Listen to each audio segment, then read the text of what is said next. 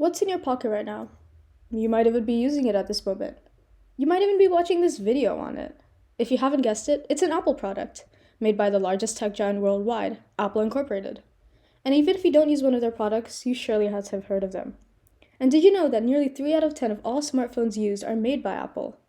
Basically, if you watched my intro video, this ticks off one of our checkpoints on our checklist for long-term stocks that you may want to invest in. If you don't know me yet, I'm newFire, and over the course of the series, we're going to cover 3 main sectors of a company to determine whether they make good investments or not. What product services they provide, their past performance, and their future outlook. So let's get right into it.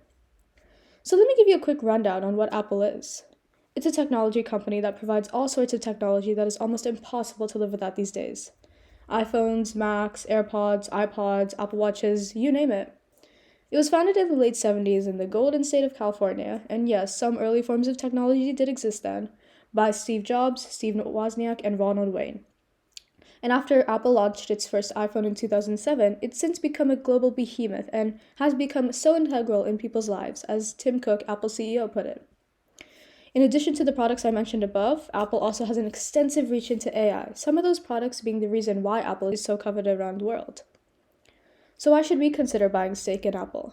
Well, for one, those who invested $10K 10 years ago in 2023 would have made a 10 times return on their money.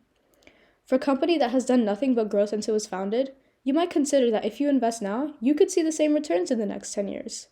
To put it into bigger perspective, from $8 billion revenue in 2004, which is no small number, to $387 billion revenue in 2022. It has seen growth like almost no other company, and each of its products holds significantly large stakes in their own respective markets. And their past is certainly nothing less than excellent, but we're more interested in what Apple's future looks like. As one of the most famous household brands around the world, the company is bound to always be rumored to be producing one thing or another. But what we do know for sure is that they plan to expand their stance in the AI market, as well as possibly develop products related to augmented reality. So it looks like the company is going nowhere, and there's nothing left for them to do but grow. And now that we know all this, what do you think? Invest or not?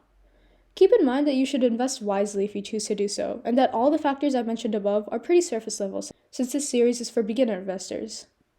With that said, we've finished our first company analysis, and stay tuned for my next video where we'll be diving into Costco. Thanks for watching, and this is newFire, signing out.